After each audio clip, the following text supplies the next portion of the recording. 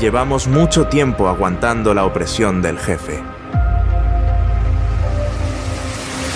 sacrificando programas que queríamos hacer. Hay muchos como nosotros y estamos al límite. Si tú también estás cansado de que no os traigan los contenidos que queréis, únete a nuestra resistencia. Únete a Criterio Cero Rebelde. Criterio Cero Rebelde. Criterio Cero Rebelde. Criterio Cero Rebelde. Rebelde. Rebelde. Rebelde. Las rebeliones se basan en la esperanza.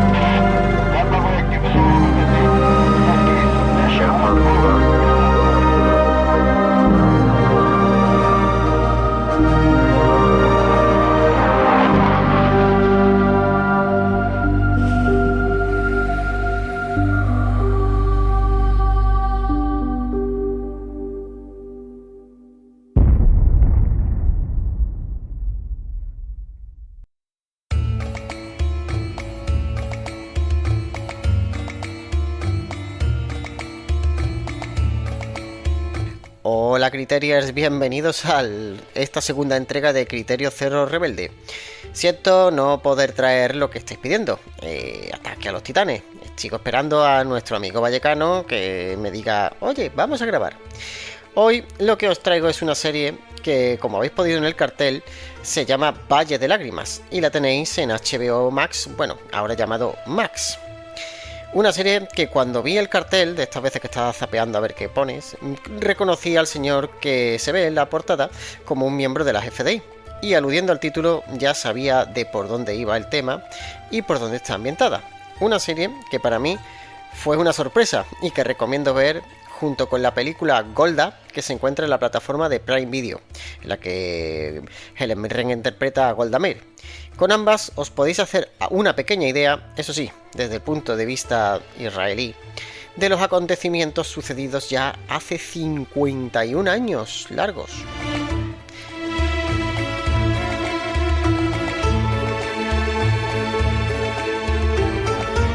Y es que hay que darle trasfondo histórico a todo esto. Ya sabéis que me gusta daros un poco la tabarra, pero bueno.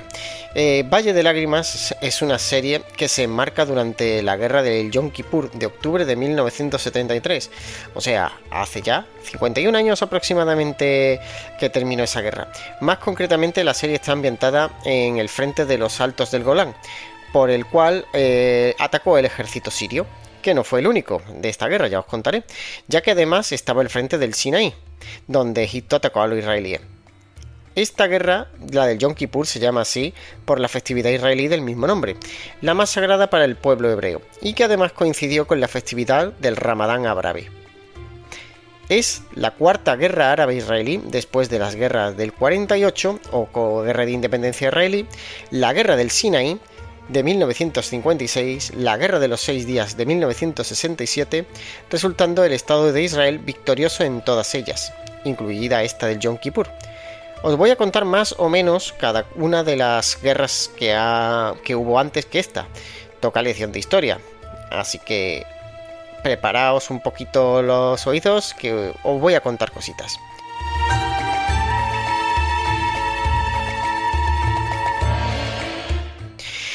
La primera guerra, la de independencia, la de 1948.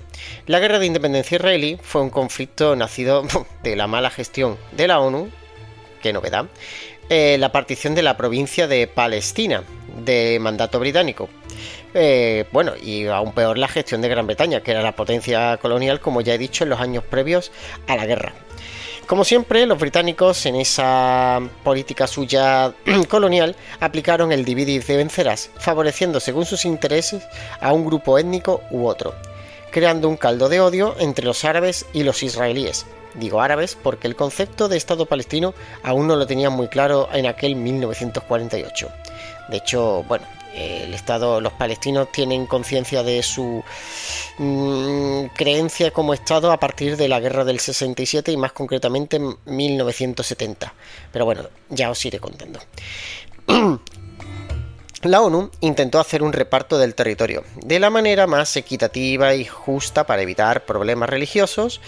Y sobre todo, este último dato, el de los problemas religiosos, se hizo con la ciudad de Jerusalén, que se le otorgó estatus de ciudad internacional y que iba a gestionar la ONU, ya que es la cuna de tres grandes religiones, el cristianismo, judaísmo y, no es la cuna, pero es una ciudad sagrada para los musulmanes.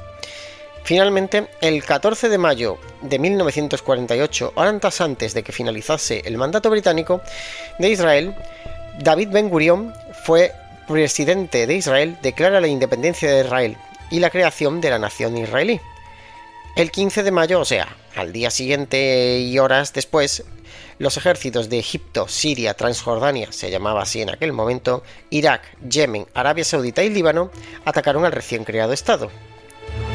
Contrariamente a lo que se cree, Israel movilizó y empleó más tropas en esta guerra que sus vecinos, sobre todo en 1949, unos 100.000 contra algo menos de 70.000 albarabes. Además, el mando único a partir de la creación de las FDI y de una llegada masiva de armamento de Checoslovaquia con el beneplácito de la URSS, sí, esa URSS. La URSS fue el primer país que reconoció a Israel, no fue Estados Unidos, amigos. Hizo que la balanza de la guerra se inclinara hacia el lado israelí, que no solo venció en la guerra, sino que además tuvo que ser parada por la ONU para que no exterminase al ejército egipcio en el Sinaí. Cabe destacar la fabulosa intervención, por decirlo de alguna manera, de los 25.000 veteranos de la Segunda Guerra Mundial que disponía el ejército israelí, cosa que sus vecinos no tenían en aquel momento. Pues lo dicho, pero además, para desgracia de los árabes de Palestina, Egipto se anexionó la Franja de Gaza. Y Transjordania se anexionó la Cisjordania Palestina, creándose así el Estado de Jordania. Además, Jordania, saltándose el mandato de la ONU, ocupó y retuvo la ciudad internacional de Jerusalén. Ojo, y Israel también tuvo ganancias territoriales, por lo que la Palestina en aquel momento no existe, pero no porque Israel no quisiera, es porque los mismos estados árabes no quisieron. Egipto trató a los refugiados de Gaza como refugiados, o sea, no les dio el estatus y además los colocó bajo administración militar, mientras el rey de Jordania decidió dar la ciudadanía jordana a sus hermanos palestinos, porque los consideraban sus iguales.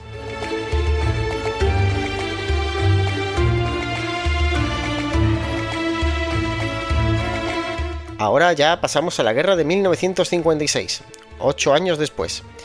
Bueno, en realidad 7. La guerra del 56 fue la respuesta de Gran Bretaña y Francia a la nacionalización del Canal de Suez por parte de Nasser, el dictador egipcio que había echado al rey Farouk de Egipto, para poder hacer frente a la construcción de la presa de Asuán, que es una maravilla, ¿eh? Os recomiendo visitarla al mismo tiempo que veis Abu Simbel. Yo he estado y vale la pena pagar la excursión.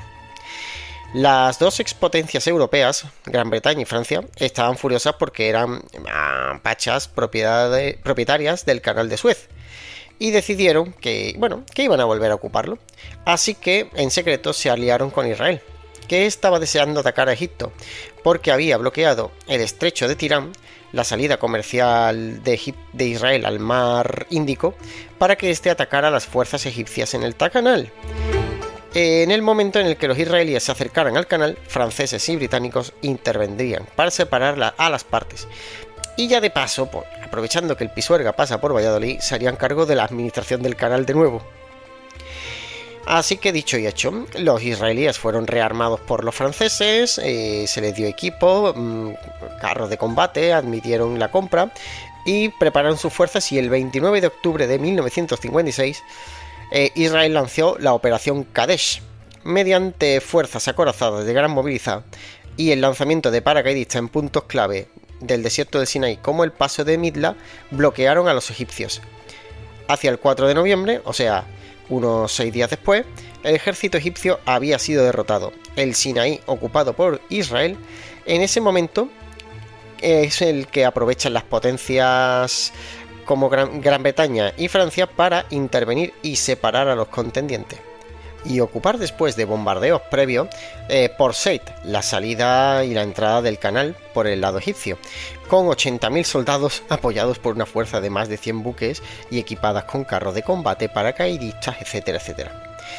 Con su ejército derrotado, a Nasser solo le queda la diplomacia, y el aprovechar que las dos grandes potencias, USA y la URSS, estaban furiosas por la intervención europea tan descarada, y sobre todo Estados Unidos porque no le habían consultado. La guerra terminó con la retirada de los europeos de Egipto y la salida de Israel del Sinaí. Provocó la salida del primer ministro británico y la salida de Francia de la OTAN. De Gaulle estaba muy cabreado. Israel, a pesar de no poder quedarse con los territorios ganados en el Sinaí, consiguió negociar con Egipto la reapertura de los estrechos de Tirán.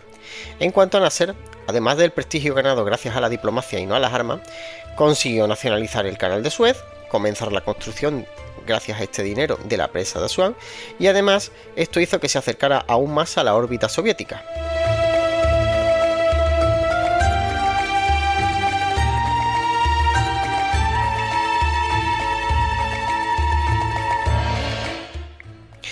La guerra de 1967, conocida como la Guerra de los 6 días. Esto os sonará un poquito más, me imagino. Enfrentó a Israel contra Egipto, Siria, Jordania, Irak y Líbano. Antes de esta guerra hubo escaramuzas entre Israel y Siria por el control de los recursos hídricos del norte, del río Jordán. Escaramuzas que terminaron con una victoria de Israel en la llamada Guerra del Agua. Además, desde Gaza y Cisjordania, recordemos, Cisjordania controlada por Jordania, los miembros de la OLP realizaban ataques de guerrilla contra territorio israelí. Estos ataques invariablemente tenían una respuesta israelí, normalmente en suelo jordano, y atacaban los campamentos de la organización, por lo cual el ejército jordano estaba obligado a intervenir en apoyo de sus ciudadanos. Finalmente, lo que llevó a la guerra fue el rearme llevado a cabo por la URSS de Egipto y Siria, al cual entregaron grandes cantidades de vehículos y material moderno, lo que llevó a Nasser, empujado por la opinión pública, a comenzar a amenazar a Israel con su destrucción total. Igual que en los periódicos se leía que en breve los egipcios atacarían Israel, los matarían a todos y los echarían al mar. Así, Nasser, el 17 de mayo de 1967, solicita a la ONU la retirada de las fuerzas de intervención que estaban separando a egipcios e israelíes. Y 6 días más tarde volvió a bloquear los estrechos de Tirán. El bloqueo de una ruta comercial criteria es un casus belli para cualquier país, ¿vale? Y Israel se lo tomó muy en serio. Pero Israel no estaba para ir a la guerra, porque no deseaba guerra. Pero la evidente concentración de fuerzas enemigas, 500.000 de soldados, 2.500 carros de combate, 1.000 aviones, muchísima artillería, el gobierno decide entonces, decide ir al ataque preventivo y así evitar problemas mayores. Quien golpea primero golpea 2 veces, se suele decir. Así, la mañana del 5 de junio, Israel inicia una serie de ofensivas aéreas que destruirían a las de sus rivales en tierra, a las fuerzas aéreas, y una campaña terrestre contra Egipto y Jordania, ¿vale? En el curso de los 3 días de de guerra, de los 3 primeros días de guerra, las fuerzas de las FDI o Zahal destrozaron a las fuerzas egipcias en el Sinaí y las obligaron a cruzar el canal, mientras que en Cisjordania los israelíes derrotaban a los jordanos, ocupaban toda Jerusalén. Y lo peor de esto fue que casi 250.000 árabes palestinos huyeron hacia Jordania, bien obligados por los combates, bien por propia voluntad porque no deseaban vivir bajo el puño, según ellos, de los israelíes. Con sus rivales de sur y este derrotados, Israel solicita un alto el fuego. Ya había hecho el trabajo, así que bueno, ahora ya tocaba recoger. Este alto el fuego fue aceptado rápidamente por Egipto y por Jordania, pero no por Siria, que aun habiendo perdido su fuerza aérea, sus fuerzas terrestres y sus defensas del Golán no habían sido molestadas.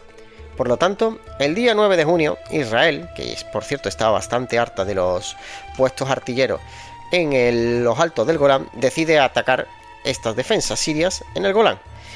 La destrucción de las fortificaciones sirias, por cierto, fue fácil. Bastante fácil, gracias sobre todo al que ya fallecido en ese momento Eli Cohen, un espía del Mossad, consiguió infiltrarse en el gobierno sirio. Este Eli Cohen es probablemente uno de los mejores espías que ha tenido el siglo XX.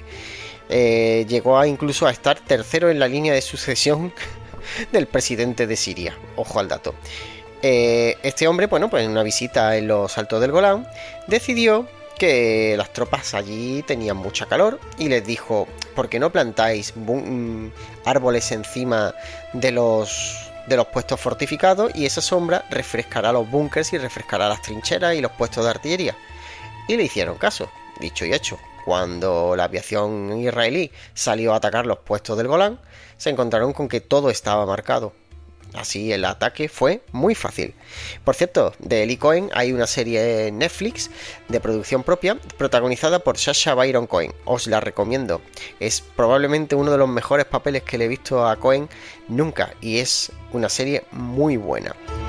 Total, que el ataque hacia la defensa siria permitió la ocupación completa en un día del Golán y las tropas sirias en el Golán fueron completamente derrotadas y iniciaron la retirada. Al día siguiente terminó la guerra porque Siria también pidió el alto el fuego.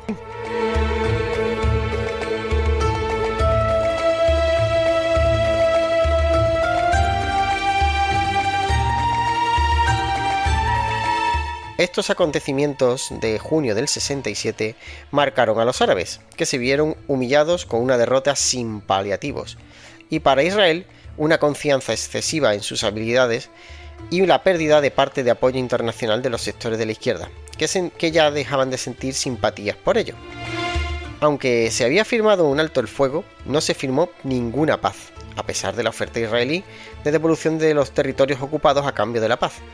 Y esto condujo a una guerra de desgaste en el Sinaí entre Egipto e Israel, con bombardeos y ataques de comandos mutuos que desgastaban a ambos bandos, especialmente a Egipto, que por algún extraño motivo estaba perdiendo esa guerra.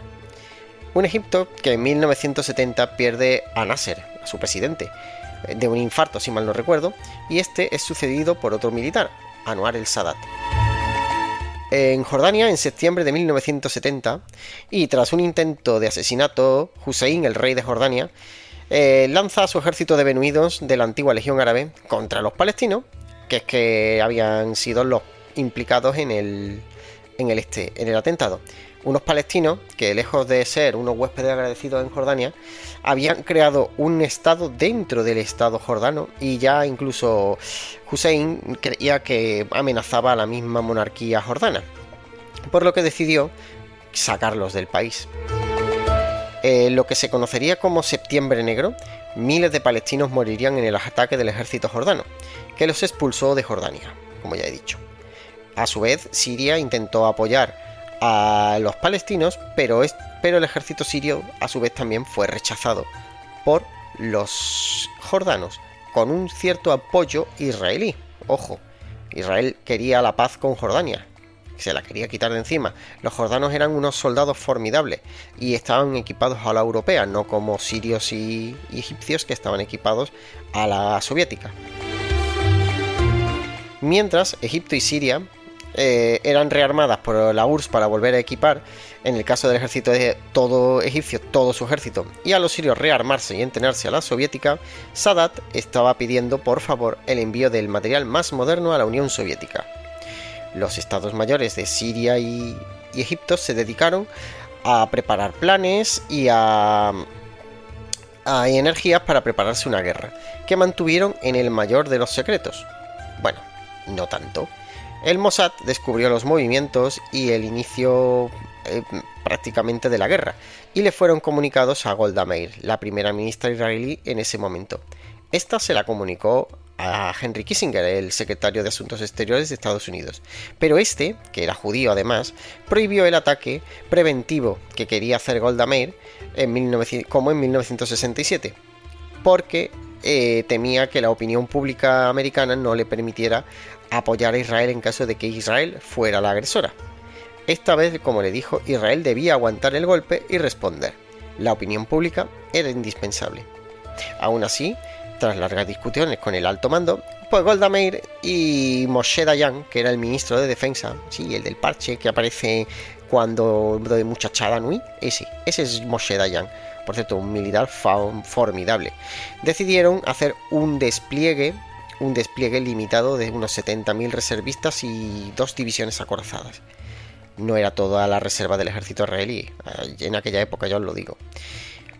Esto ocurría el 5 de octubre, pero es que el mismo 6 de octubre de 1973, el día del Yom Kippur, en Israel, como ya he dicho, uno de los más sagrados, los ejércitos egipcio y sirio atacaron en el Sinaí y en los altos del Golán.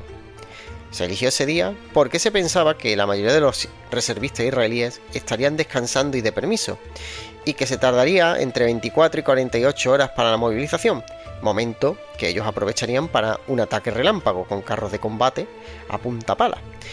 Pero no fue así.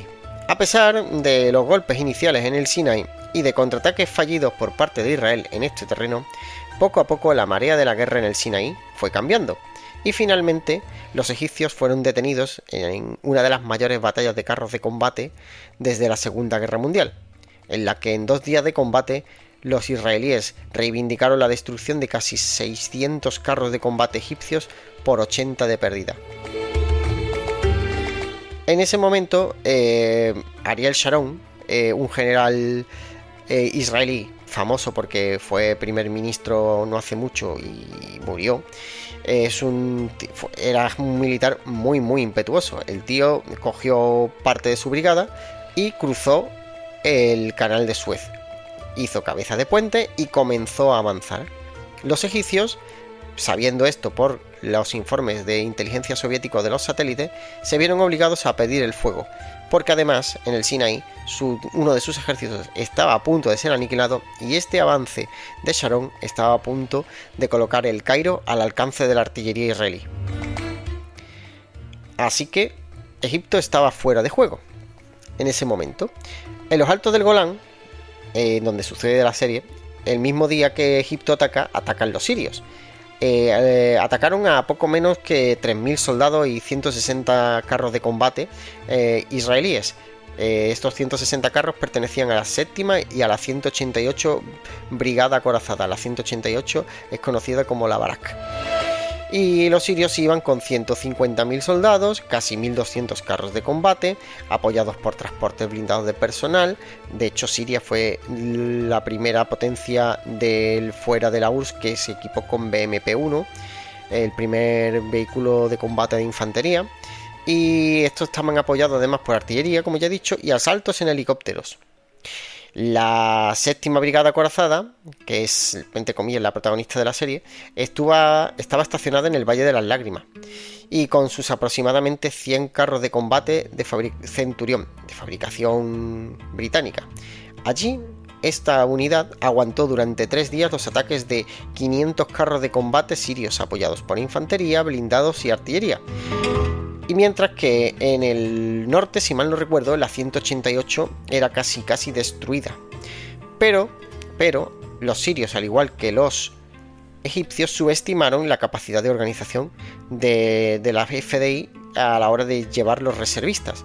Y todas las unidades disponibles además, eran enviadas al Golán, a la meseta del Golán, ya que mientras el Sinaí, el desierto del Sinaí, que era muy grande, era un colchón que le daba defensa en profundidad a los israelíes, el Golán no. Si se perdía el Golán, las fuerzas sirias podían llegar hasta el valle del río Jordán y con ello tenían abierto el camino hasta la costa, incluso hasta Tel Aviv, y partir a Israel en dos. Los miembros de la séptima brigada aguantaron hasta que solo le quedaron 7 carros de combate el tercer día de batalla, y cuando los sirios lanzaron una arremetida final, parece que serían derrotados en su defensa. Pero en ese momento, un contraataque de los reservistas con solo 15 carros de combate, hablamos de que seguramente los sirios atacarían con unos 300 aproximadamente, llegó en un momento clave, atacando el flanco de estos sirios. En ese momento los sirios, la moral se le quebró. Después de 3 días de combate estaban agotados y pensaron que esto era el prolegómeno de un contraataque mucho mayor. Así que se replegaron. A partir de ese momento, los israelíes decidieron que ahora ellos iban a atacar y avanzaron y recuperaron terreno. Recuperaron el Monte Hermón, perdido el primer día de guerra, que era un bastión importante, y atacaron ocupando varias localidades como Cunetria, que era súper vital e importante en los altos del Golán, y avanzaron hasta 40 kilómetros de Damasco, la cual llegaron a bombardear los suburbios de la ciudad. En el camino, además, repelieron un contraataque iraquí de unos 30.000 hombres y unos, creo que 200 a 300 carros de combate. Al final, la ONU dijo que hasta aquí hemos llegado y puso fin a las hostilidades de la guerra del Yom Kippur. Israel había vuelto a vencer en el plano militar. En el plano político se podía decir que la cosa terminó en tablas. Egipto y Siria habían recuperado el orgullo perdido en la guerra del 67. Pero es que además Egipto finalmente, más bien Sadat, entendió que después de 4 guerras no se iba a poder derrotar al Estado de Israel y estaba agotado, económica, socialmente, por lo que Sadat decide entablar relaciones diplomáticas con Israel, que culminaron en 1978 con los acuerdos de Camp David. De hecho, Sadat un par de años antes, había estado en Israel, en Jerusalén, donde estuvo ya negociando parte del tratado con el entonces presidente de Israel, en aquel momento Isaac Rabin, que había sustituido a Golda Meir. En los acuerdos de Camp David, para resumir, se ponía fin al estado de guerra entre Israel y Egipto, y Egipto recuperaba el territorio del Sinaí perdido. Los sirios se negaron a firmar paz alguna con Israel, mientras que la OLP no cejaba en sus ataques desde sus nuevas bases en el Líbano, que llegaron desde Jordania.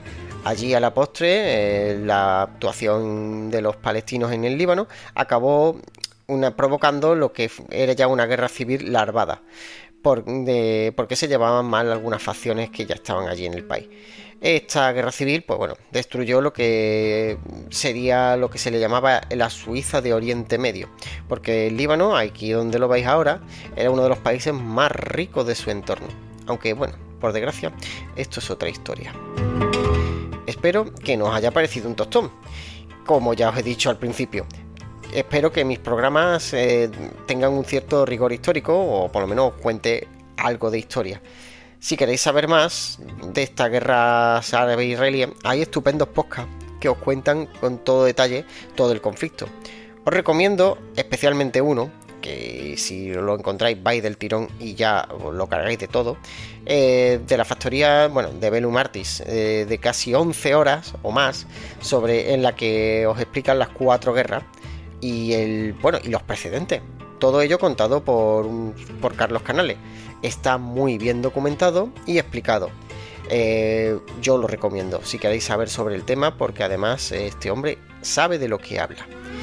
Y ahora sí, pasamos a la serie en sí.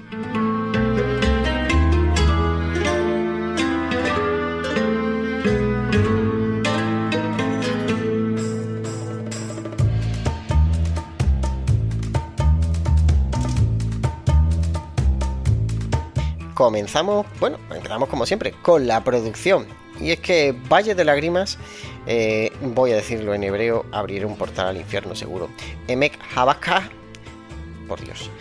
Aunque el nombre de la serie original en hebreo es Shat Nehila, que significa la hora de Neila.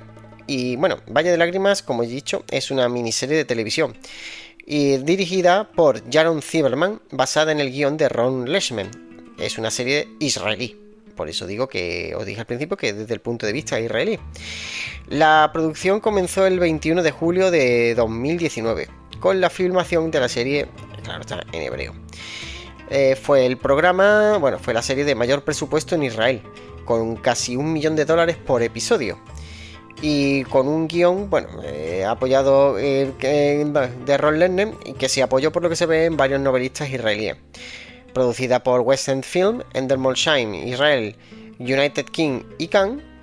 Y bueno, esta serie, antes de comenzar el rodaje, hubo 10 años de desarrollo con Moshe Ederi en el Reino Unido. Después de los 10 años necesarios para que la serie tuviera financiación, el rodaje tuvo lugar en los Altos del Golán. Sí, en el mismo sitio en el que fue la batalla se rodó la serie. Por lo tanto, yo tengo bastante visto aquello de lejos, lo vi de lejos una vez.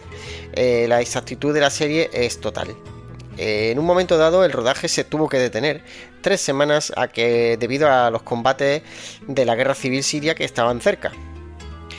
El costo de la serie, pues claro, se atribuye a las escenas de batalla y también a la gente que se contrató para el proyecto. Para el rodaje, Ron Leishman y Amit Cohen estudiaron la jerga del ejército israelí y hablaron con soldados que estuvieron en la guerra. También encontraron y rehabilitaron tanques que se utilizaron en esa guerra, para ser exactos 2 centuriones, con la ayuda de los técnicos de las FDI, o sea, mecánicos, y que equiparon a estos con nuevos motores. Además, tiraron de CGI, como no, para recrear los cientos de tanques que se ven en las batallas de los Altos del Golán.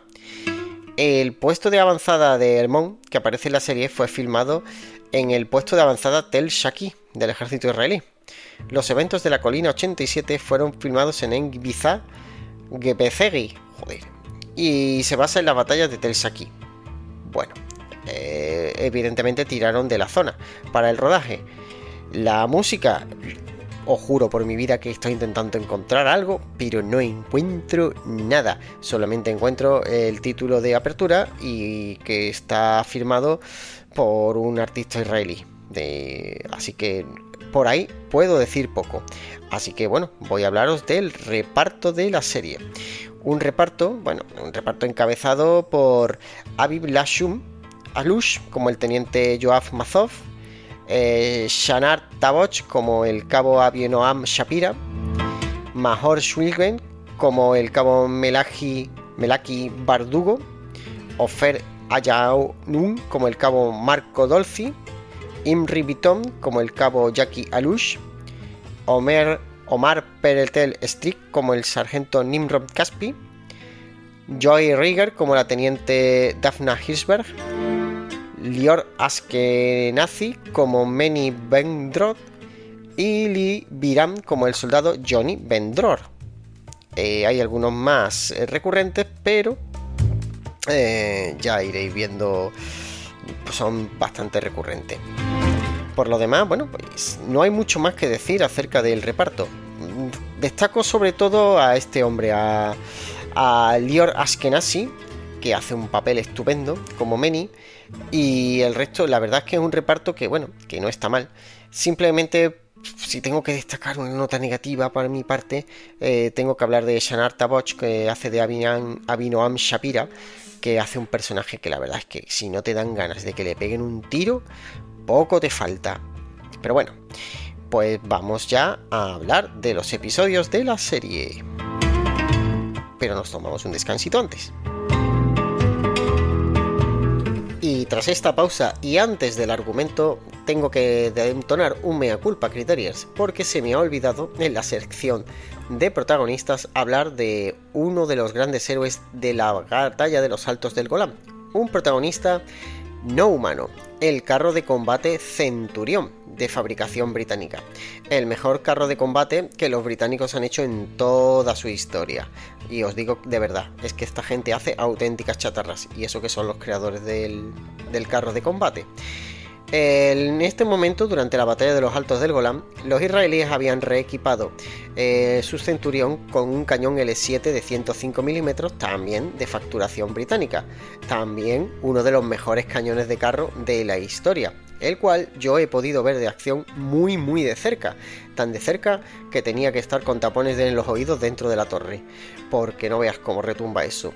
Y también os digo que en este modelo se le llama Shota en israelí, es el que significa látigo en hebreo.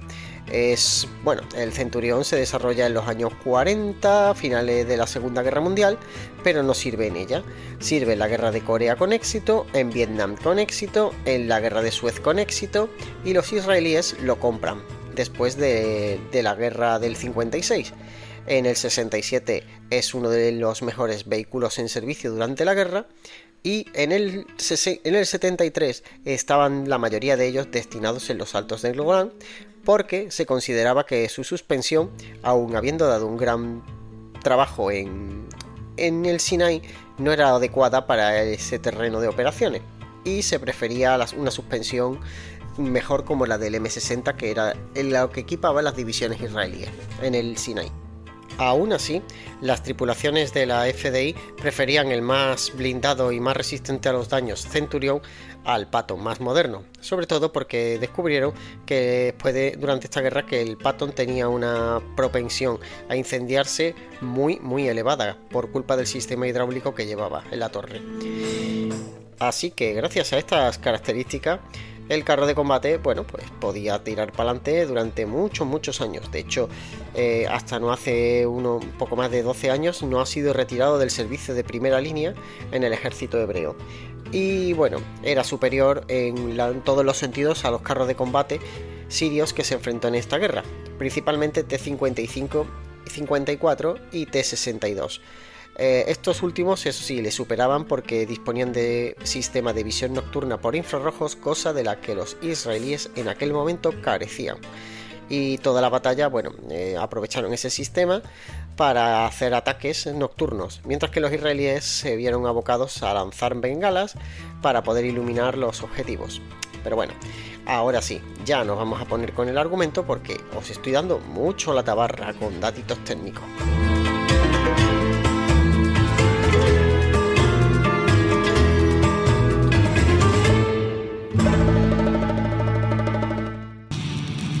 Finales del verano de 1973. Estábamos en un estado de euforia, convencidos de que éramos invencibles. Justo 6 años antes, Israel había conseguido lo imposible. En 6 días había derrotado a los ejércitos vecinos de Egipto, Siria y Jordania. Israel había conquistado el Sinaí, la Franja de Gaza, la Ribera Occidental, la vieja ciudad de Jerusalén, los Altos del Golán y el Monte Hermón en Siria. Nos sentíamos como un imperio, un milagro. Los estados árabes lo llamaron la derrota. Fue una tremenda humillación. Los egipcios quisieron negociar. Ofrecieron la paz a cambio del Sinaí. Israel se negó, afirmando que necesitaba dicho territorio como colchón de seguridad contra aquellos que deseaban su aniquilación. Mientras en Jerusalén los movimientos de protesta fueron creciendo a las afueras, tratando de poner fin a 3 décadas de opresión y discriminación. Se hacían llamar las Panteras Negras, inspiradas por las de Estados Unidos. Barrieron Israel con su oleada de protestas e ira. Faltaba muy poco para las elecciones y por primera vez se suponía que iba a haber justicia social. Pero Siria y Egipto no tenían ninguna intención de renunciar a sus tierras. Formaron grandes ejércitos con la ayuda soviética, mientras Israel se armó gracias a la ayuda estadounidense. Se prepararon para recuperar los Altos del Golán y el desierto del Sinaí a toda costa, incluso mediante una guerra. Tendríamos que haberlo visto venir. Confiamos en nuestros líderes, pero nos equivocamos. Y así comienza la serie, con la voz en off de Daphne contándonos la situación hasta ese momento. Y la serie, bueno, pues arranca realmente con el cabo Avinoam Shapira, que es un soldado de la unidad de inteligencia del ejército israelí que está en el puesto de avanzada del Monte Hermón. Tiene la tarea de grabar las conversaciones obtenidas a través de escuchas telefónicas, mientras que en sus ratos libres cuida de su erizo albino Piñones. Durante una escucha, capta una conversación interceptada a los sirios que lo convence de que van a lanzar un ataque. Intenta convencer a su comandante, pero este no le cree porque piensa que los sirios no han dado señales de poder atacar. Y descubre que el teniente Joab, el oficial de combate del puesto, se va a ir de vacaciones para estar con su novia, Dafna, que también está en el ejército. Aunque Joab tampoco le cree, se pierde el último viaje fuera del puesto de avanzada y se queda atrapado en la base remota durante el fin de semana. O sea, no va a ver a Dafna. Mientras, en Jerusalén, Alush, un tirador de carro centurión, se reúne con su amigo y compañero de tripulación, Marco, para que regrese a su unidad, ya que ambos están metidos en los Panteras Negras. Marco odia al gobierno debido a la mala calidad de vida que le da a los Mizrahies, que son judíos que fueron expulsados de los países árabes después de la independencia por sus vecinos árabes. En comparación con los askenazíes, los judíos provenientes de Europa y de la inmigración que son los que realmente fundaron el Estado de Israel, y está considerando incluso desertar de las FDI, de las Fuerzas de Defensa Israelí. Marco no sabe que Alush está enamorado de su hermana, y además Marco es el chivato de los Panteras Negras. Al enterarse que su amigo y compañero de tanque Melaki ha sido arrestado en una protesta, Alush convence a Marco de regresar a la unidad y tratar de convencer a su comandante, el teniente Abiram, de que persuada a la policía para que libere a Melahi. El teniente Abiram se niega a ayudar al movimiento de los Panteras Negras de Marco y Melahi, siempre.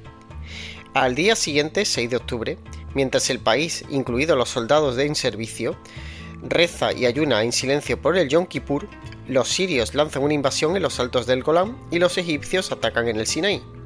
Sus objetivos incluyen el puesto de mando de avanzada del Monte Hermón, que es atacado por comandos sirios, traídos por helicóptero. Mientras tanto, la unidad de tanques de Marco y Alush, la 87, es bombardeada por la Fuerza Aérea Siria, pero sin muchos daños. En Tel Aviv, el escritor Meni Ben-Dror es despertado por las sirenas antiaéreas y una llamada desesperada de su esposa desde París, de su ex esposa. Las noticias han informado de la guerra y ella quiere que Meni encuentre a su hijo Johnny, que es soldado en las FDI, y que lo envíe de regreso a París, donde vivía con ella hasta hace un par de meses.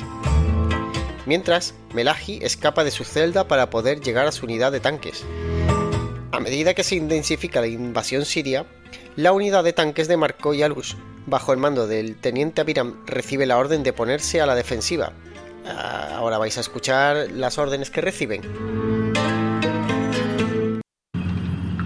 Puesto de mando, aquí 1, estamos a 100 metros. Adoptad posiciones de vigilancia. Jefe, aquí 1A, avanzando hacia vosotros. Aquí 1B, tomando posiciones.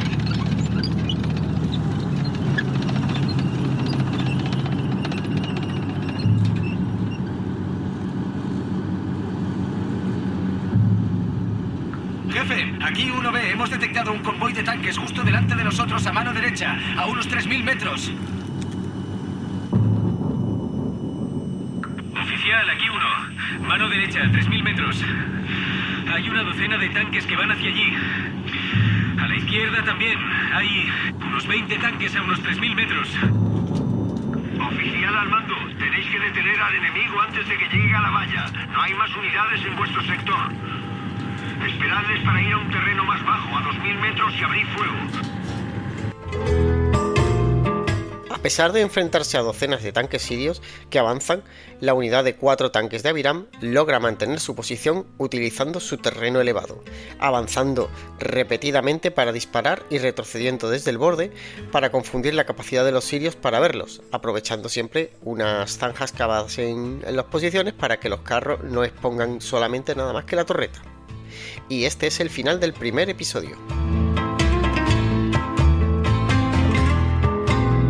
Después de haber eliminado unos 40 tanques sirios, la unidad de los 4 tanques del teniente Abiram se repliega a otras posiciones para rearmarse mientras escuchan lo que sucede en los otros frentes por la radio.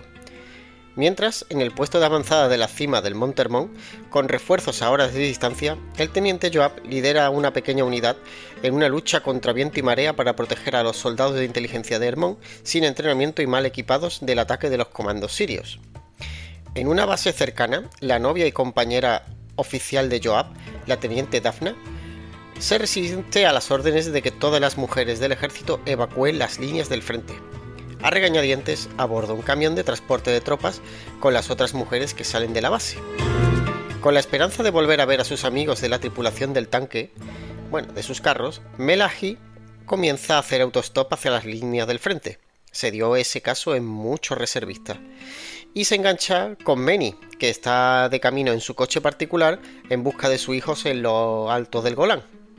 Mientras tanto, en el Monte Hermón, los comandos sirios entran dentro de las defensas del teniente Joab y comienza un combate a corta distancia mientras estos retroceden por los túneles. Después del combate exitoso, la 87 sufre una emboscada y Abiram es asesinado por un francotirador. El amigo de Abiram y segundo al mando, el Caspi, corre desde su tanque para ayudar a Abiram, que ya está muerto, y mientras corre hacia su vehículo, hacia Abiram, el propio vehículo de Caspi es destruido por una explosión, mientras las fuerzas de infantería siria cercana se esconden, atacan a la unidad. Después de la lucha, Caspi, que está enloquecido, toma el mando de la 87 unidad de tanques, a pesar de estar, como he dicho, extremadamente traumatizado por la muerte de Abiram. A pesar de que la unidad tiene ya poca munición, Caspi ordena a la unidad que continúa avanzando hacia el eje de Genio-Min, según las instrucciones que les ha dado el cuartel general. La situación mientras tanto en Hermón se vuelve insostenible y Joab decide huir. Pide a Abiram que le dibuje un mapa de los túneles porque el chico es muy inteligente y tiene mente fotográfica y se lo sabe todo. Y Dafne por su parte decide no irse y volver al puesto de mando. Se baja del camión en el que iba. Mientras conducen hacia el punto de reunión, Caspi ve un vehículo que se acerca. Abre fuego con una ametralladora montada en el vehículo, en el carro, pensando que se trata de un vehículo sirio. La unidad descubre con horror que Caspi ha disparado contra un vehículo blindado amigo de las FDI y matando a muchos soldados de infantería de las FDI que iban dentro. Esto termina el segundo episodio. Tercer episodio. Tras el desquiciado ataque con ametralladora de Caspi contra el vehículo de transporte de personal, los tanquistas de la 87 bajan a ver qué ha pasado y encuentran que todos los soldados israelíes que iban en el hueco de personal han muerto, exceptuando un nuevo paracaidista joven llamado Johnny, que está conmocionado del ataque. Mientras Alush cuida de Johnny, la 87 empieza a preocuparse porque ven que Caspi está cada vez más inestable mentalmente. Después de que las fuerzas sirias de comando se infiltran en Hermón, Abinoam intenta llevar a sus compañeros liderados por Joab a través de los túneles hacia una puerta secreta en los niveles más profundos que conduce a la terraza de la antena de radio. Porque los comandos sirios han entrado por la puerta principal y esta ya está bloqueada. El teniente Joab decide liderar a este pequeño grupo de soldados supervivientes y teniendo muy cerca a Abinoam cerca de él, porque él sabe por dónde ir, hasta la puerta secreta. Mientras tanto, Dafna decide desafiar las órdenes y regresar a la base, de la que fue evacuada solo unas horas antes. Está ansiosa por escuchar noticias de su novio, que es el teniente Joab precisamente, que está estacionado en el puesto de Hermón, como ya sabéis. Mientras espera en una parada de autobús, aparecen Meni y Melahi con el coche y se detienen a preguntarle las direcciones. Dafna se une a los dos y los tres se unen mientras viajan a los altos del Golán para encontrar a sus seres queridos. De camino encuentran el carro de Caspi destruido y el vehículo que después Caspi ametralló. Dafne comienza a tomar nota de las chapas de los cadáveres y dentro del vehículo Meni descubre la mochila de Johnny y ya piensa que ha muerto, por lo que cae en la mayor de la pesadumbrez. Mientras tanto, los miembros de la 87 se topan con una gran columna siria de carros de combate y como no tienen munición, tienen que, mediante una estratagema, engañar a los sirios para que piensen que el carro está destruido, sacando incluso el cadáver del teniente muerto para que parezca que están muertos todos en ese carro de combate. La treta funciona y los sirios pasan de largo. Escuchar más o menos cómo comienza todo a pergeñarse. ¡Sirios!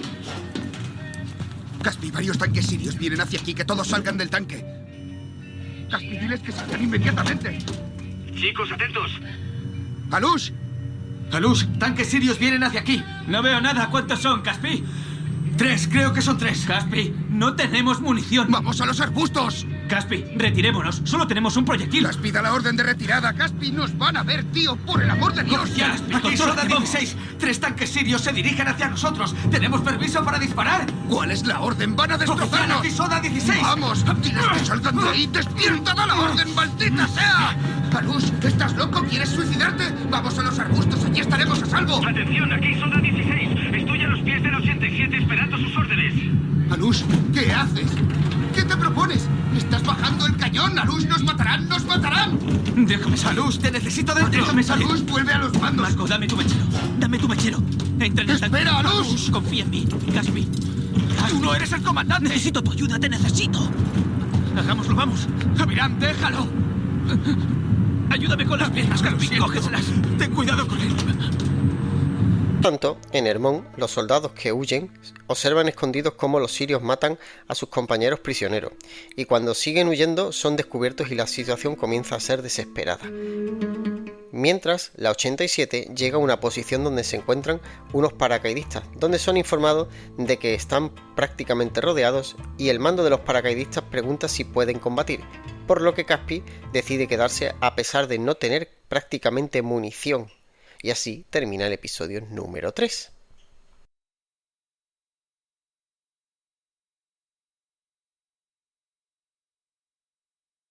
Cuarto episodio.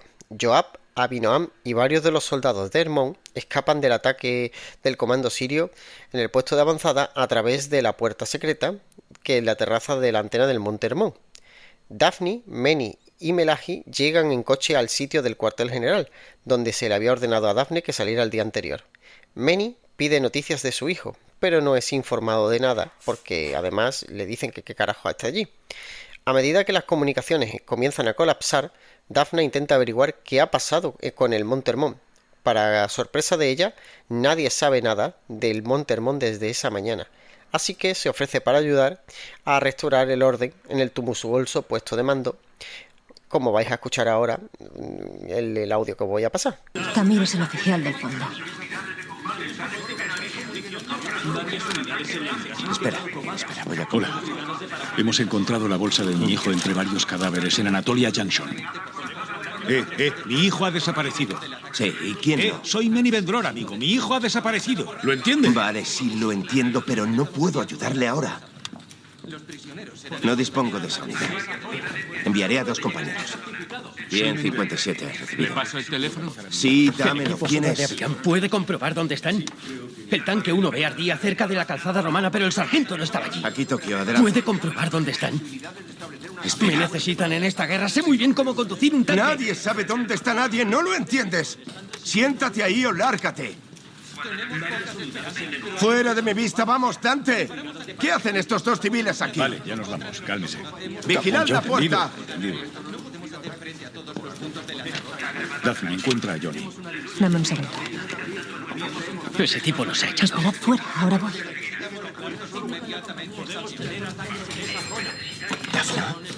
Daphne.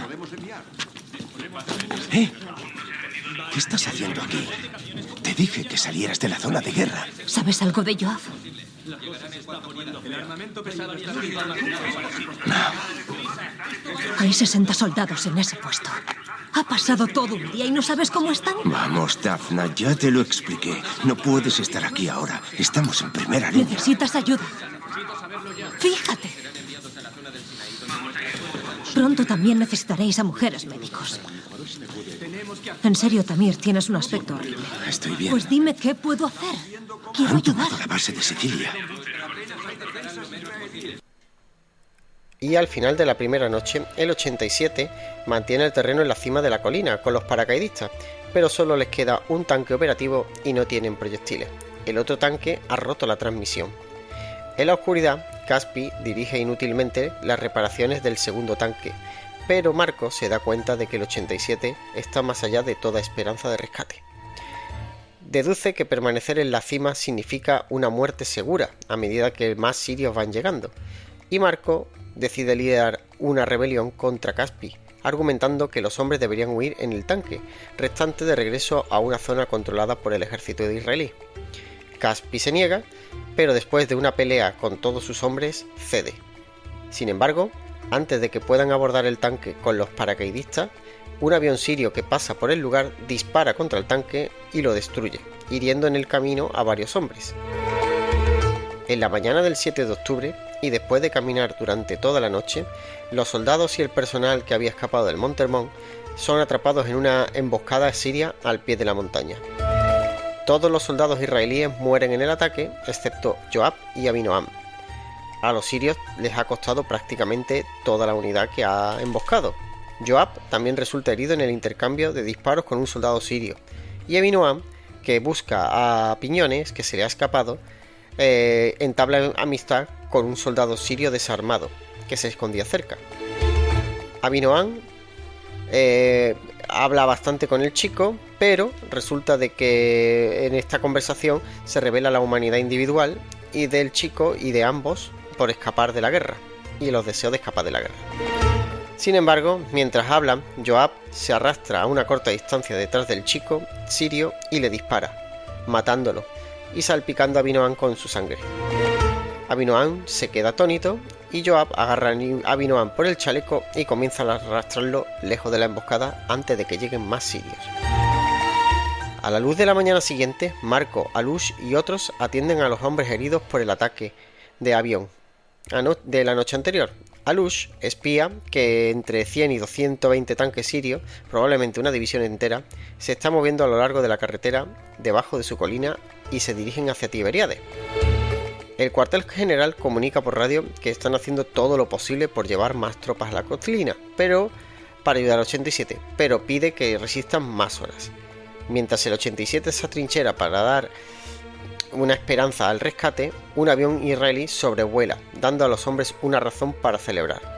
Sus vítores se ven interrumpidos cuando el avión es derribado por un misil SAM tierra-aire sirio a poca distancia, pero el piloto se eyecta de manera segura y comienza a lanzarse el paracaídas entre el 87 y el ejército sirio que avanza. Caspi inmediatamente salta y corre colina abajo hacia el piloto derribado con Marco, Alush y Johnny, corriendo detrás de él para poder detenerlo. Al llegar al pie de la colina, los hombres ven a 4 soldados sirios que avanzan hacia el piloto. Marco y Alush inmovilizan a los soldados sirios, mientras Caspi y Johnny se acercan sigilosamente por el flanco y acaban con los sirios rescatando al piloto. Todos escapan rápidamente colina arriba hasta el búnker para resistir a ser rescatados. Fin del cuarto episodio.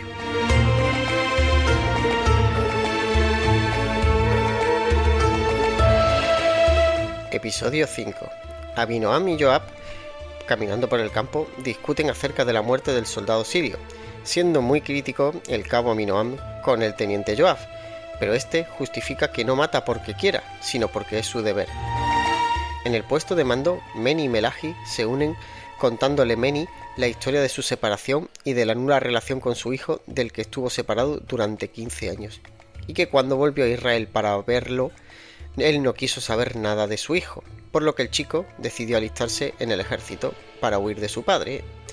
Meni se considera una mala persona, tocada por las 4 guerras que ha vivido y por la vida que ha llevado.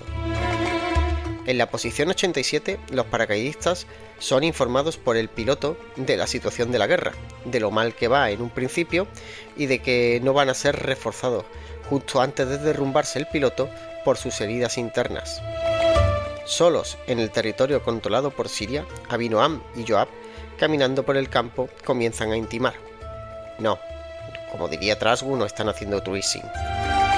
Contándole a Abinoam el bullying que sufrió de niño en el colegio por ser tan inteligente, y de cómo viajó y aprendió por el mundo antes de alistarse y sentir que ahora servía para algo más.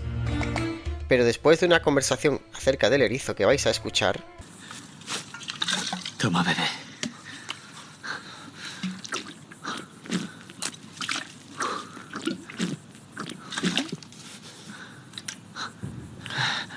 ¿Él no tendrá sed? Dale un poco. Sujétamela, ¿quieres? Vale. Piñón, ven. Ven aquí. ¿Me echas un poco?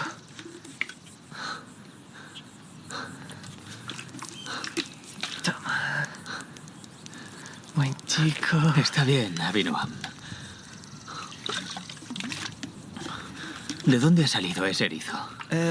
Verás, me lo regalaron. Es mono.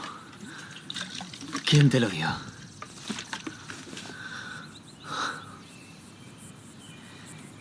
Mijal.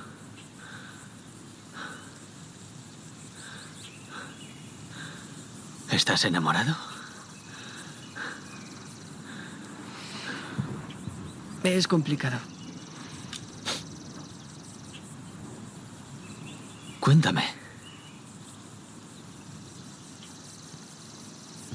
Esos chicos que me molestaban en 11º curso.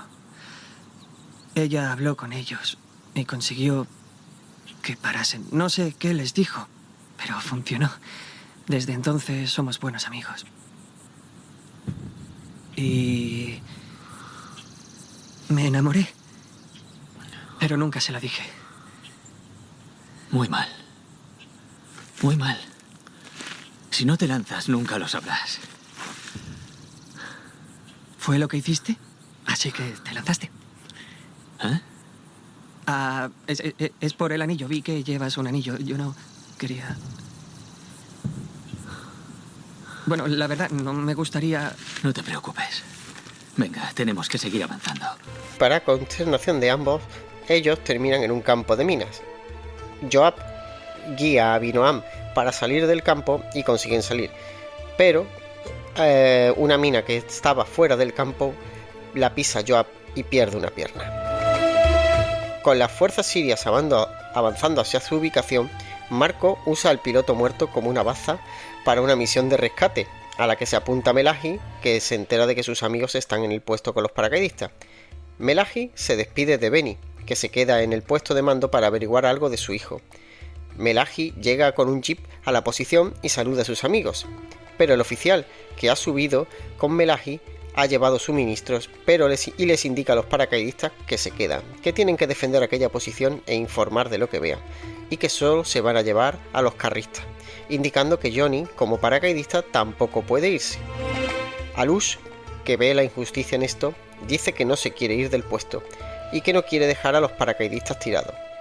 Habla de que siempre están intentando defender causas justas y con esto convence a sus compañeros para quedarse y luchar, a pesar de las objeciones de Marco y de Melahi. Y con esto ponemos fin al 5º episodio. Ya vamos por el ecuador de la serie.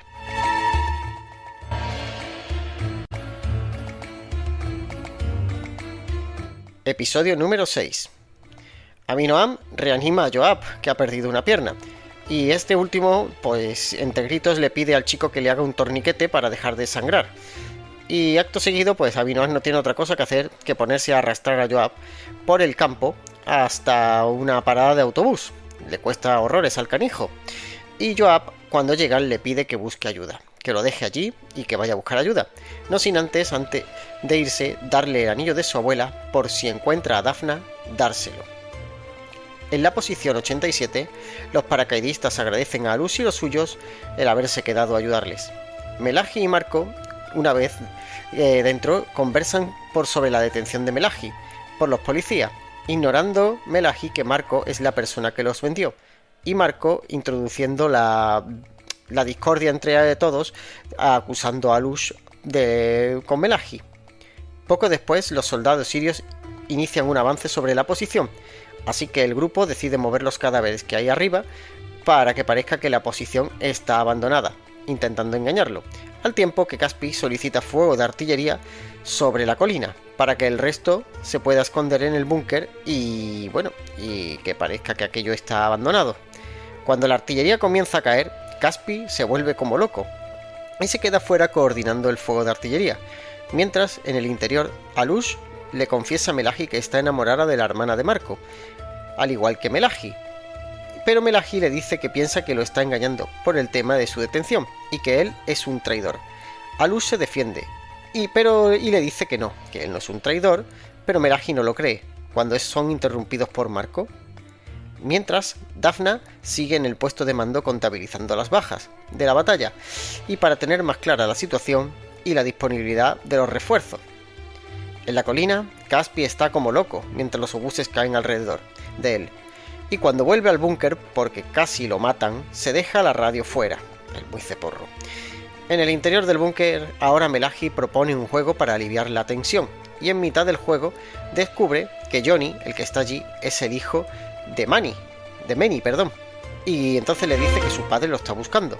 En ese momento deciden llamar a Manny para decírselo, y se dan cuenta de que la radio está fuera, por lo que Caspi sale como loco otra vez, corriendo a buscarla, y cuando está a punto de cogerla, un obús lo cae cerca, lo lanza por los aires, y aparte lo deja sordo. En el cuartel general, los oficiales deciden un plan de acción desesperado, y antes de eso deciden prepararse un breve descanso para estar fresco antes de la llegada de los reservistas. Melahi le comunica a Daphna por la radio, y tirándole un poco los trastos, que avise a Manny de que Johnny está vivo. Manny llega y habla por radio intentando hablar con Johnny, pero este se niega a hablar con su padre. Después, Manny habla con el general, que es un viejo amigo suyo, y para que envíe una misión de rescate a la colina, pero este se niega. Están en guerra, y eso no es una prioridad en ese momento, como vais a escuchar en este audio. Roy, nunca te he pedido un favor, pero esto va más allá. Acabo de saber que mi hijo está ahí en la 87. Debes enviar una unidad de rescate. Lo siento, no puedo hacer eso. Claro que puedes, es una cuestión de prioridades.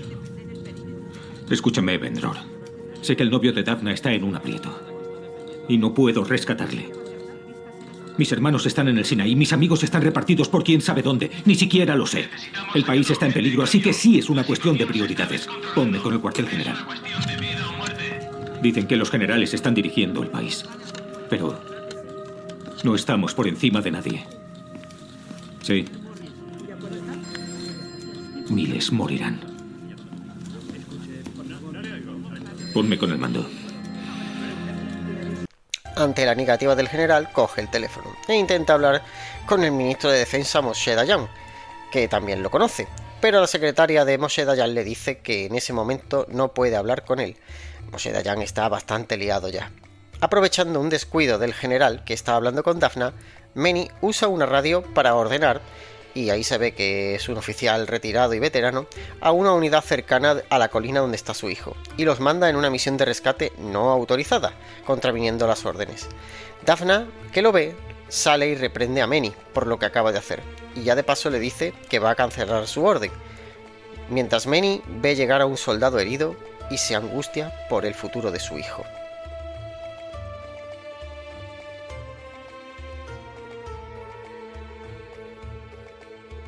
Episodio número 7. Abinoam continúa avanzando campo a través buscando ayuda, y cae inconsciente y deshidratado. Mientras, en el búnker los soldados están nerviosos y esperan el ataque de los sirios, y piden de todas maneras desesperadamente ayuda al cuartel general, que les indica, sin mucho dolor, que no puede ayudarlos. Manny habla por radio con Johnny, recordándole una historia que le contaba de niño, y finalmente, Manny estaba hablando desde una radio en un jeep. Pues se manga el jeep y sale en misión de rescate él solo. Por cierto, un jeep cargado de munición.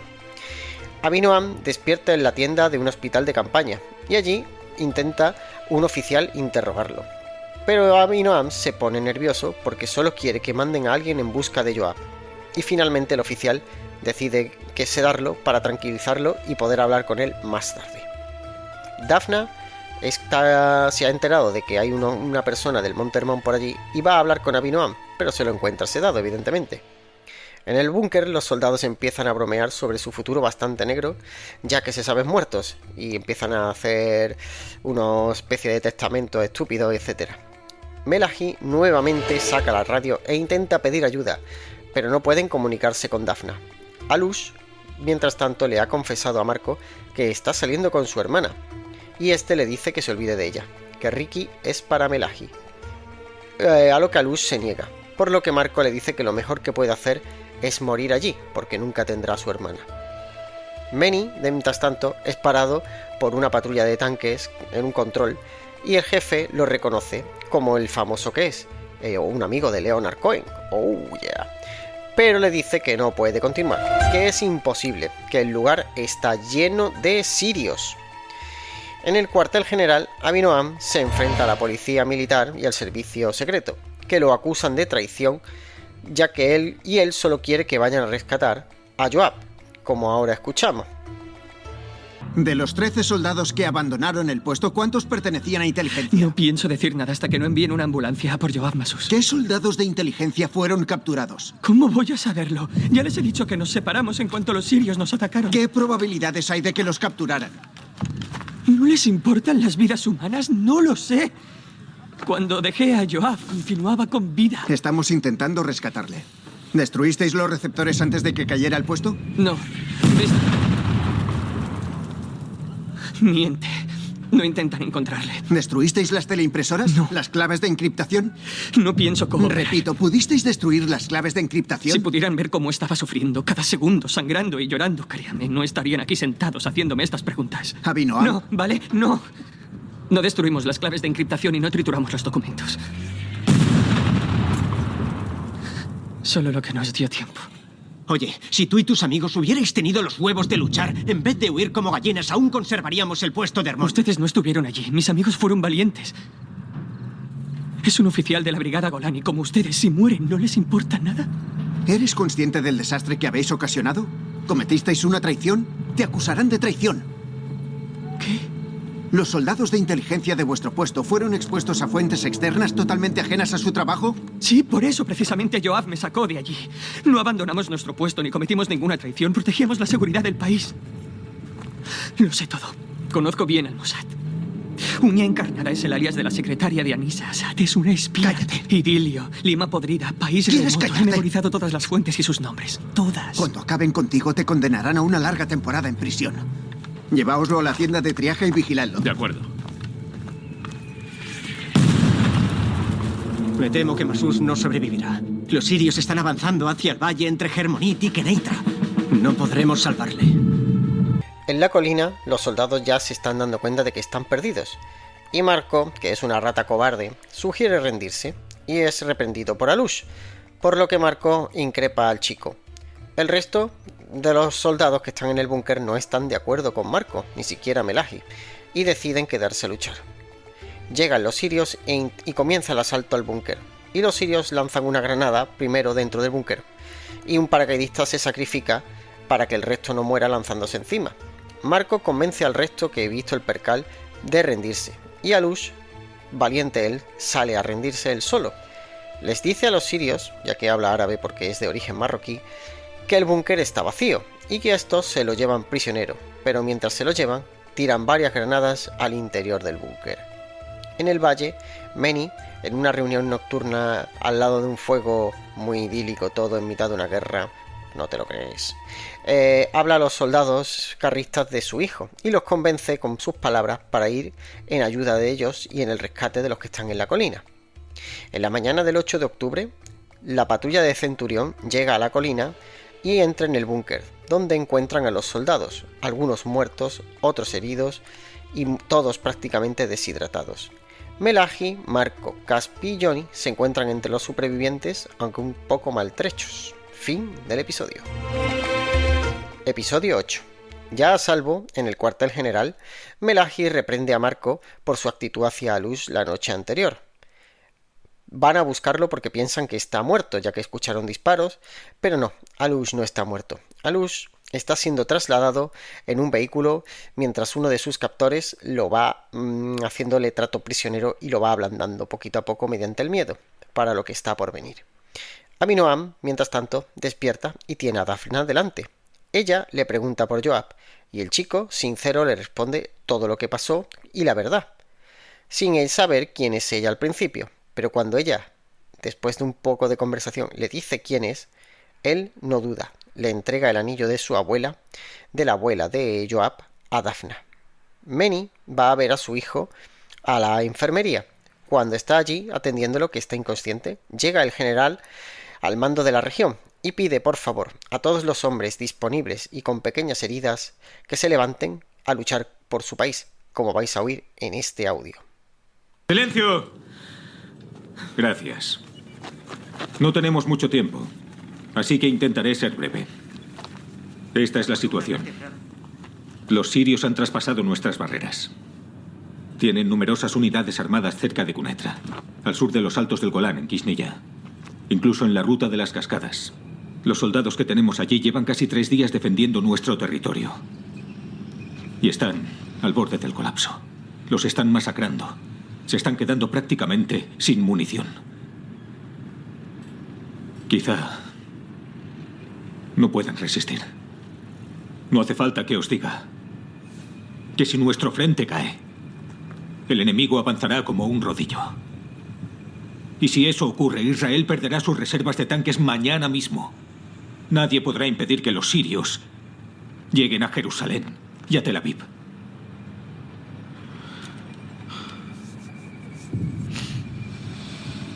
Muchachos, no se trata solo de los Altos del Golán. Se trata de vuestros hermanos y de vuestras hermanas, vuestras novias, vuestros padres. Sé que estáis exhaustos. Que algunos de vosotros sois los únicos que quedáis de vuestras compañías. Algunos incluso habéis cargado con los cuerpos de vuestros compañeros. Tenemos hombres heridos a los que en otro momento ni se me ocurriría pedirles que volviesen a luchar. Pero no tengo... Bueno, en realidad ninguno de nosotros tiene elección.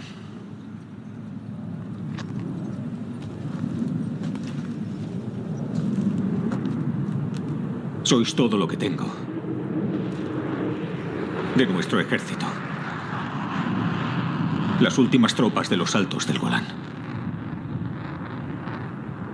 Nuestro equipo táctico lleva toda la noche trabajando. Tenemos 11 tanques preparados para luchar, listos para la batalla.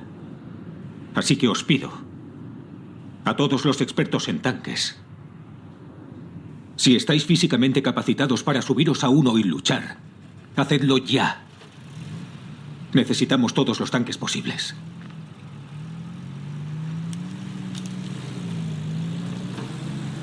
Partiremos en 30 minutos. Avanzaremos de forma organizada hacia el Hermonit. Seré claro. Esta será una de las batallas más importantes de esta guerra. Determinará si este país vence o cae. Estamos perdidos. Pero lo conseguiremos. A la lucha. Dada la situación, Marco y Melahi, bueno, se van a ir a luchar, no les queda más remedio.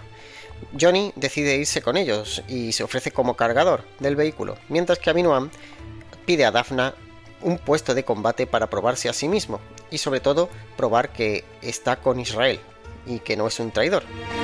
Melahi llama a Ricky, la hermana de Marco, y le pide perdón por lo mal que la ha tratado. Ricky le dice a Melahi que la policía fue a buscarlo y que lo han acusado formalmente, pero que Marco no estaba acusado, por lo que Melahi deduce finalmente que Marco es el traidor de los Panteras Negras. Melahi se hunde después de la llamada y es consolado por Dafna. Después, Dafna, en el patio, recibe la confesión de su amigo, el oficial de Estado Mayor, que también es amigo de Joab de la infancia, y le confiesa que ha estado siempre enamorado de ella, pero que por amor a su gran amigo Joab, le ha conseguido un transporte para que Abinoam guíe a un grupo de rescate a rescatar a Joab. Meni, viendo el percal que hay con su hijo que se quiere ir a la guerra, se une al final al trío de carristas como jefe de vehículo, ya que dice tener experiencia, ya ves tú, en un Sherman.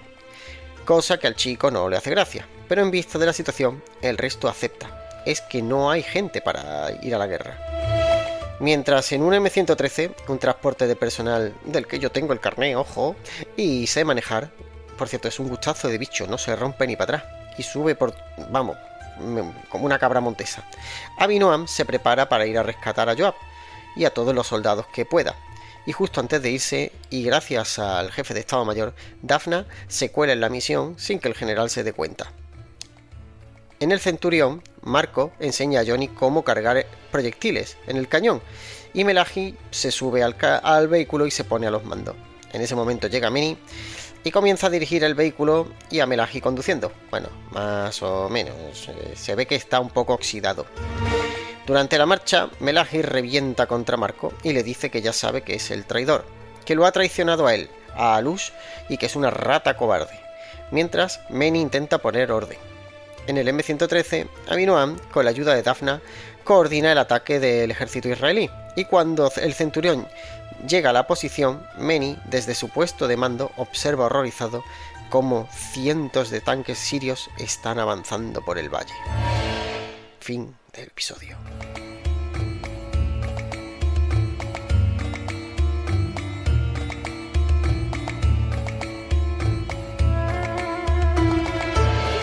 Episodio número 9.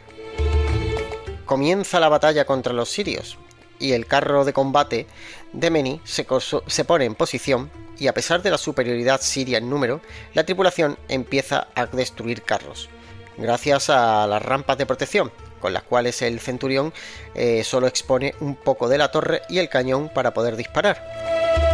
La cosa va bien, aunque al principio a Johnny le cuesta un poquito el oficio del cargador. La batalla continúa, pidiendo el comandante en jefe que ellos aguanten al máximo la posición, en una posición de bloqueo.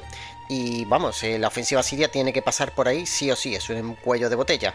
Así que ellos lo hacen a pesar de que el cargador del cañón da algún que otro problemita atascando proyectiles. Avinoam y Daphna llegan a la parada donde Avinoam dejó a Joab, pero a Joab ya no está. Y cuando Avinoam y Daphna siguen un rastro de sangre y se pierden un poco en el monte, los sirios aparecen y capturan la tripulación del APC donde iba, vamos, el M113. Avinoam, viendo lo que sucede, le pide a Daphna su Uzi y le dice que se escondan para que no la capture. Mientras, Avinoam hace el ridículo disparando como un troller y es capturado por los sirios. En la rampa de protección, el carro se ha quedado sin munición. Meni lo comunica, pero aún así el mando les dice que se queden allí, que hagan toda la guerra que puedan para que los sirios no pasen. Por lo que Meni decide cerrar escotilla y se encierra dentro, cosa que a Melahi le da una idea, porque sabe que los sirios luchan con escotillas cerradas. Ahora podéis escuchar la idea que el brillante Melahi ha tenido. Deberíamos salir del tanque. Quizás sea más seguro si salimos de aquí. Johnny, si los sirios nos ven salir del tanque, nos acribillarán y tomarán la rampa. Tienes razón. El lugar más seguro ahora mismo es el tanque. Así que nos quedaremos aquí. Estaremos más protegidos. Cierra esa escotilla. ¿Cerramos las escotillas? Eso he dicho. Si los tanques sirios pueden cerrar sus escotillas, el maldito Meni Vendror también puede cerrar las suyas.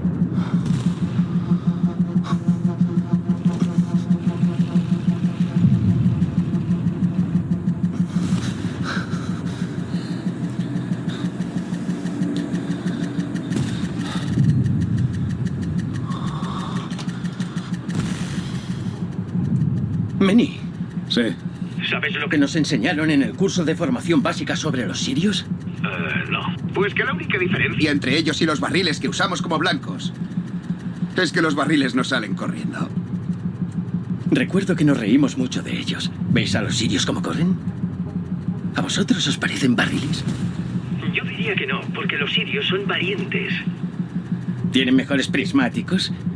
Y sobre todo tienen equipos de visión nocturna que nosotros no tendremos nunca. Si no se los robamos. ¿Qué es lo que pretendes decir, Melahi? Pero cometen un error. Les han enseñado algo erróneo. Luchan con las escotillas cerradas. Su peritelescopio tiene un alcance limitado, sin ángulo. Sus tanques no saben lo que está pasando a su lado, al ir con las escotillas cerradas. Nosotros lo enfocamos diferente. Luchamos con las escotillas abiertas. ¿Y qué? Que no debemos enfrentarnos a distancia. Solo colocarnos entre ellos. No conocen nada de este terreno. Meni. Abre las escotillas y dirígeme hacia su punto de reunión. Oye, Melahi, te has vuelto loco. Melahi, Melahi. Por lo que finalmente deciden volver al punto de reunión a rearmarse y a explicar al resto la estrategia que quieren seguir. Avinoam es llevado a una celda, con varios soldados atados y con los ojos vendados.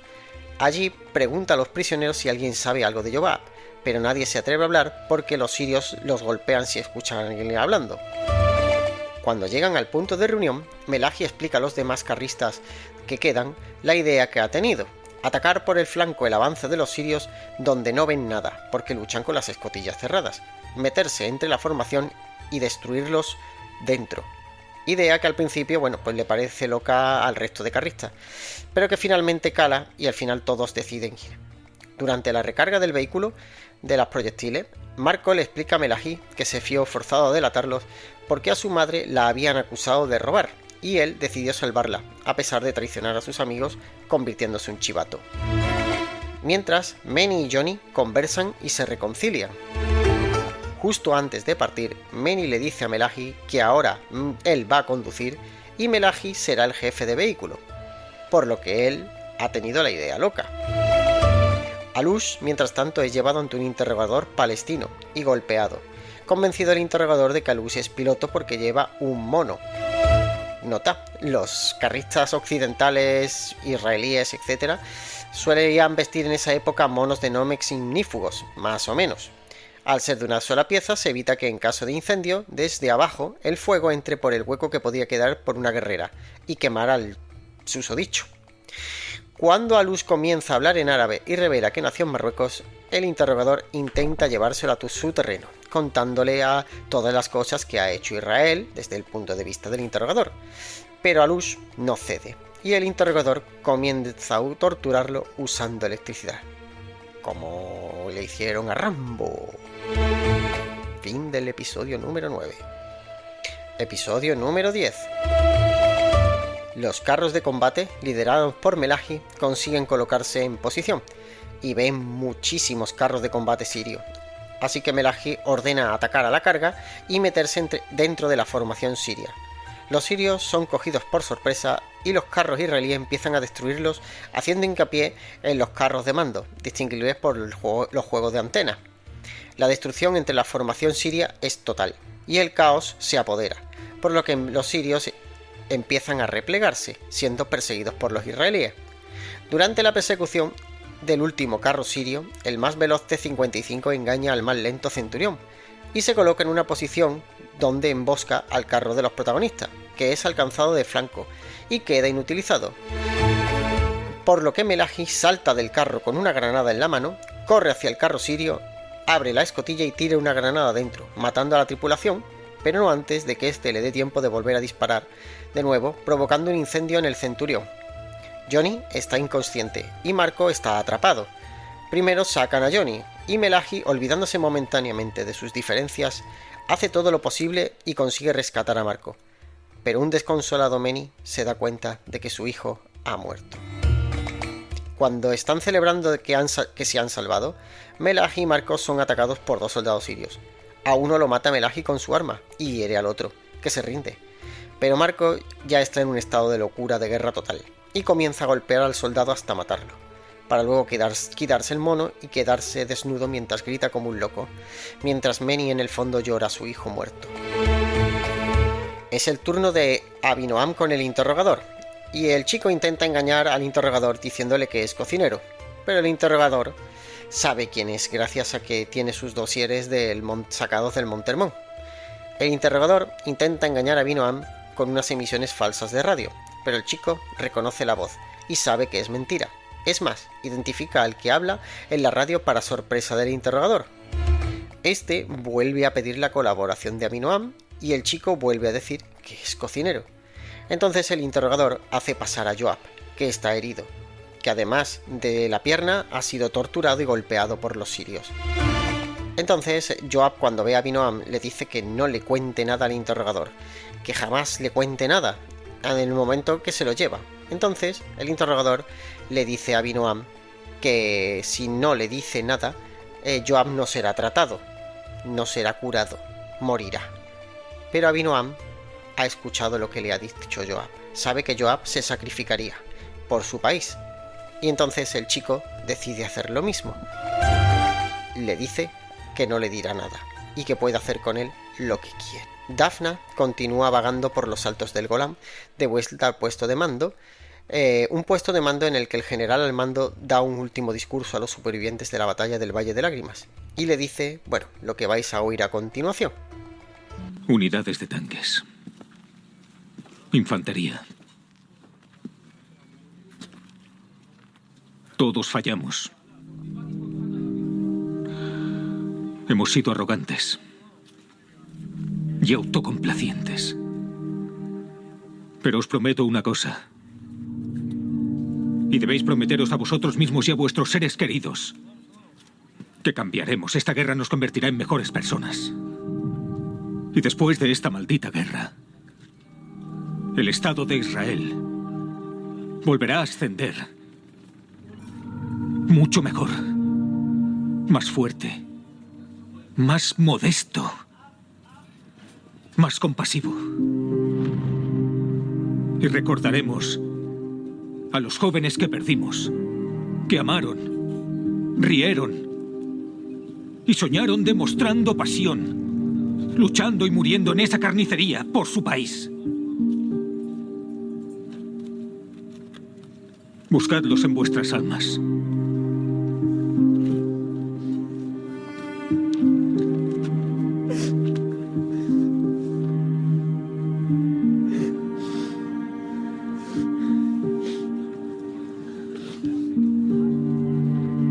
Vale, chicos. Esta noche conquistaremos Siria. Tenemos la oportunidad de bombardear Damasco, el palacio presidencial, para que nunca olviden con quién se han metido. Cruzaremos la frontera y avanzaremos todo lo posible hasta donde podamos. Hasta que la ONU intente detenernos. Damasco solo está a 93 kilómetros de aquí. La batalla defensiva ha terminado y ahora vamos a atacar.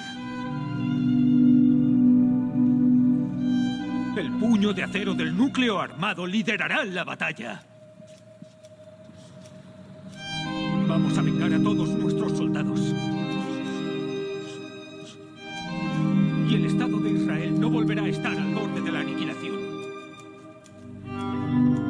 De camino a Damasco, hay una reserva de tanques.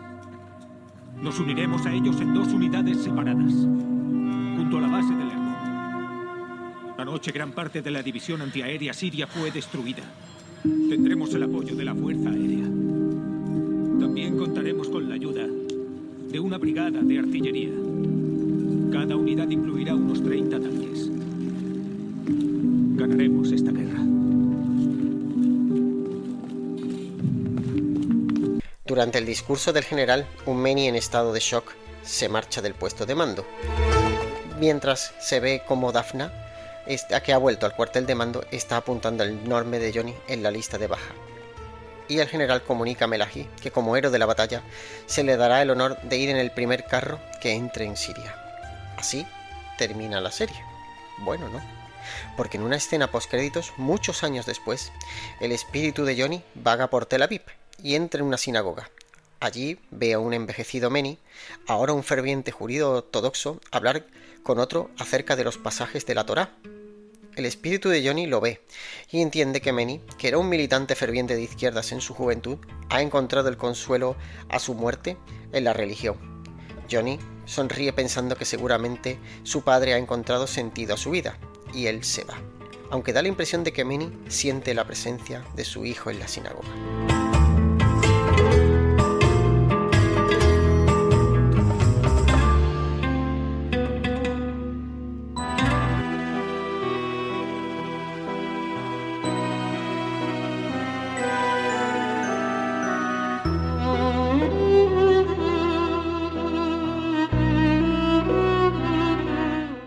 Bueno, Criteriers, llegamos al fin. Espero que el programa os haya gustado. Valle de Lágrimas es una serie fácil de ver.